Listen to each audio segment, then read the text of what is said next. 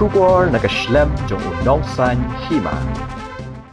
Convener jongka budget publicity campaign na Bynta kathanjate lamingi ubadeiru member of Legislative Council ka Jilla Bihar Devesh Kumar lawan juga ia kanong ba Shillong bat ban pinsol thu halor ka Mang pisa ka Sorkar pedeng habakren hakila pathai kubor hadien ka jinge kendu ya menteri ka Sorkar Jilla uba sanbor Shulai Devesh Kumar ulaong ba ka Mang Tyngka ka Wanrah da ka Sorkar pedeng kadai ka Thmu na ka Bynta ka Roy kapar baro ka wei jong kari bat kadon ya ki kendon na ka Bynta jong ka emlang salang ulapan pao ba ka Mang Tyngka ka phai khmat sha ki nongrep ki nongseng kam seng jam ki samla bat ki we ki kenhun bat ka long kum ka lenti ka baklan bante ya kari India ka ba laroi ulapan pao ru ya ka thong ka ba menteri rang ba du kari Narendra Modi ulabu ban penlong ya kari India kum kari ka balakio hausnem hajar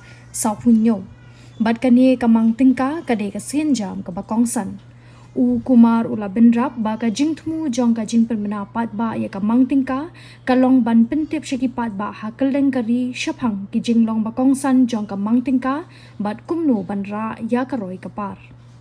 The union budget was presented on the 1st of February by Honorable Finance Minister Dr. Nirmala Sitharaman. So the BJP decided that the finer point, the good points about the budget, and the budget has so many things about every section of the society, the youth, women, farmers, entrepreneurs. So, and it has a blueprint for making India a developed economy. Our Prime Minister talks of Viksit Bharat. He aims to develop India by 2047.